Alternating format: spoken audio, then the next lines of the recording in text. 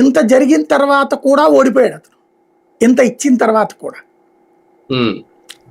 అంటే జనం అవన్నీ ఇవ్వడం తప్పు అనుకున్నారా ఏంటి అనేది ఇప్పుడు ఆత్మవిమర్శ జరగాలి అక్కడ.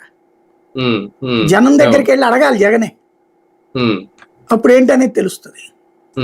అంటే ఇచ్చిన హామీల్లో నిన్న బాబు గారు మాట్లాడింది ఏంటంటే డిఎస్సి అన్నాం మేము చేసాం, అలాగే ఆ భూములకు సంబంధించి ఆ జీవో ఏదో రద్దు చేస్తా అన్నారు కదా అది చేసాం, పింఛన్ 6,000 అన్నాం, 6,000 ఇచ్చే ముందు 4,000 అన్నాం అది కూడా చేసాం, ఇప్పుడు రేపు ఆగస్టు 15 బస్సు పథకం అది కూడా ఫ్రీ బస్సు ఇచ్చేస్తున్నాం, ఈ అన్నదాత సుఖీభవ తల్లికి వందనం ఇవి చేసి అంటే వీటి వరకు మాట్లాడుతున్నారు. ఇవి చూడలేమా ఏడాదిలో సక్సెస్ గా?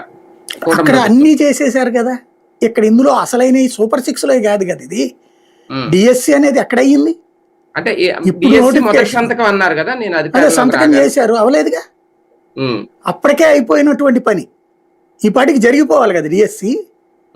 ఇప్పటికి కూడా ఏంటి ఇంకా ప్రాథమిక దశలోనే ఉంది, ఇంకా ప్రాథమిక దశలోనే ఉంది కదా, అయ్యిందా ఎప్పుడైనా? ఏమన్నారు మొన్న కూడా మాట జూన్ కల్లా అన్నారు. ఇప్పుడు అసలు పరీక్ష పెట్టకుండా జూన్ లోకి ఎక్కడవుతుంది? పరీక్ష పెట్టాలా మళ్ళీ ఆ తర్వాత? మరి ఇంకా జూన్ లో కొత్తగా క్లాస్ బిగిన్ అయ్యేటప్పటికల్లా కొత్త వాళ్ళు వచ్చేస్తారు టీచర్లు అన్నారు కదా, అది మోసమే కదా, జరగలేదు కదా. నిన్న అన్నది అదే అకాడమిక్ ఇయర్ స్టార్ట్ అయిన తర్వాత 1 నెల అటు